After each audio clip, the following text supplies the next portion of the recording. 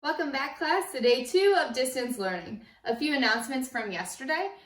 Be aware that teachers cannot get notifications from the comments that you leave. So if you are commenting on a post, or if you are commenting, sending a private comment even on an assignment, we do not receive notifications for those, okay? The Google Classroom is set up with one overall Gmail account that we all have access to, but we don't get notifications for. So if you have a question, you need to email your teachers directly or call or text using the Google Voice number. All of that goes to my phone, so I'm able to respond to you right away, especially between the hours of 8 and 4. I have been responding after 4, but be aware that if you procrastinate to do your homework after 4 o'clock, that you may or may not receive assistance, because it's up to the discretion of the teacher to respond after 4 o'clock. So let's get started. Today's lesson is on probability, and probability is the likelihood that a specific event will occur. So if we're going to flip a coin, then we can figure out what is the probability of, say, landing on heads or landing on tails. Those would be two events that can occur in that situation, okay? Probabilities range from 0 to 1, from a value of 0, which is impossible, to a value of 1, where it's absolutely certain that it will occur. So an example of an impossible situation is if I were going to roll a 7 on a 6-sided die. That is never going to occur. So that is 0, or we can write it in terms of percentages. That will occur 0% of the time. However, if I say that I want you to roll a number 1 through 6 on a 6-sided die, that is an absolutely certain event. That will occur 100% of the time. And 100% written as a number or a decimal is 1. So as a decimal, it ranges from 0 to 1, and in percents, it ranges from 0% to 100%. Right in the middle is any event that's equally likely and as unlikely to occur. So perhaps rolling an even. Out of a 6-sided die, 3 of the sides, 2, 4, and 6 will be even, and 3 of the sides are odd. So that would occur half of the time, and it would be 50%, okay? To find the probability of event, what we need to do is we need to count the total number of favorable outcomes,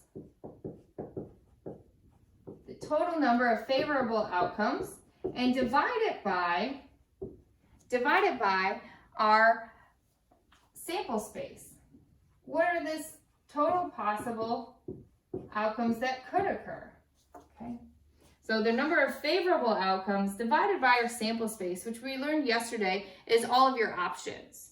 So in this case here about the die, if I asked you to find the probability of rolling an even number, 3 of the outcomes are favorable, 2, 4, and 6.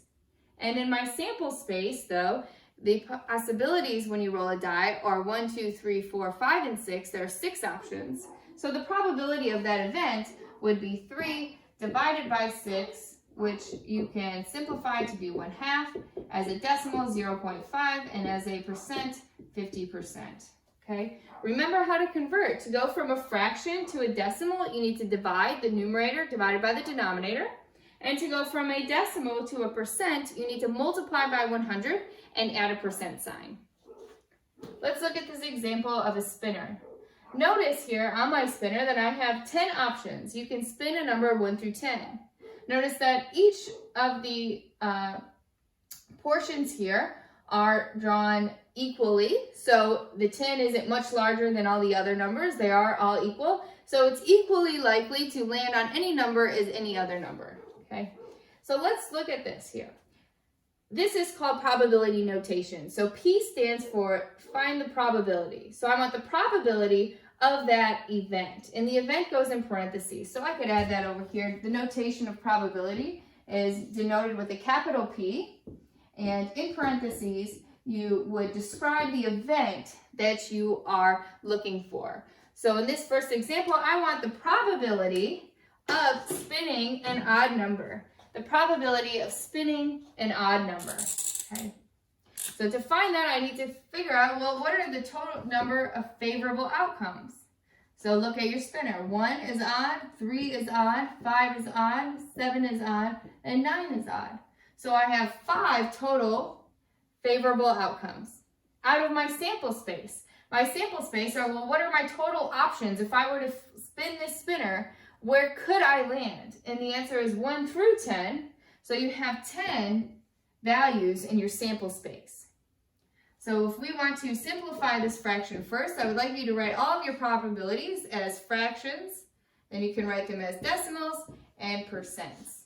So as a fraction, I can simplify this to be 1/2. If you divide 1 divided by 2, you'll get a decimal 0.5.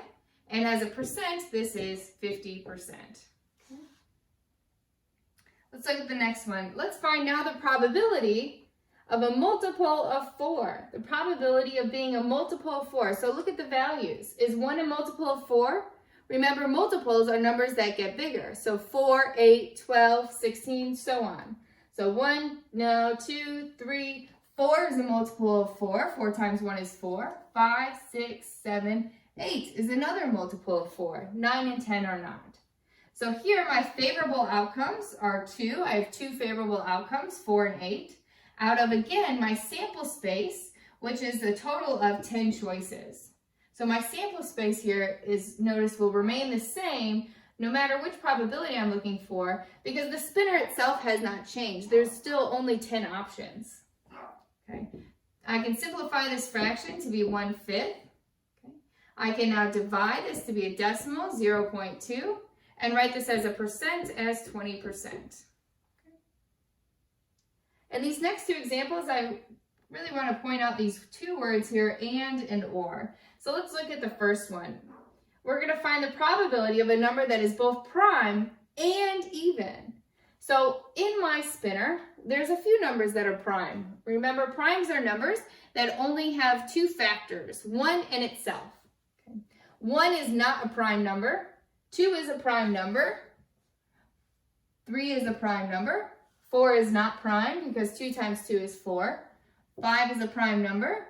6 is not. 7 is. 8 is not. 9 is not. And 10 is not. So I have 4 numbers here that are prime numbers. However, I want the probability of the number that is prime, and it has to be even. Okay? And it has to be even. So look at, of my options, which I now have narrowed down to 4, 2, 3, 5, and 7, are any of those numbers also even? Yes. 2 is also even. 3, 5, and 7 are odd, and therefore are not going to be a favorable outcome here. So the only favorable outcome would be the number 2. So I have 1 favorable outcome out of my sample space, which is 10. 1/10 is already simplified. I can divide 1 divided by 10 to find my decimal, 1/10. And then I can multiply by 100, add a percent sign to find the percentage of 10%. Okay. In the last example here, we are given an or statement. So the probability that it is even or that it is greater than 5. Let me change my color up here so we can see it better. Okay. So the probability that it is even. Well, out of 10 numbers, how many are even?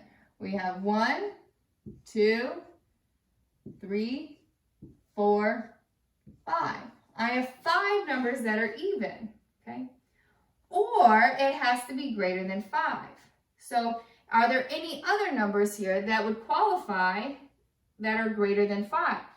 And the answer is yes. 7 would also match. It may not be even, but it is greater than 5. And so since this is an or statement, it does not have to satisfy both requirements. It only has to satisfy one or the other. Okay. The other one that is also greater than 5 that we have not yet included is the number 9. So now let's count up how many favorable outcomes I have. 2, 4, 6, 7, 8, 9, 10.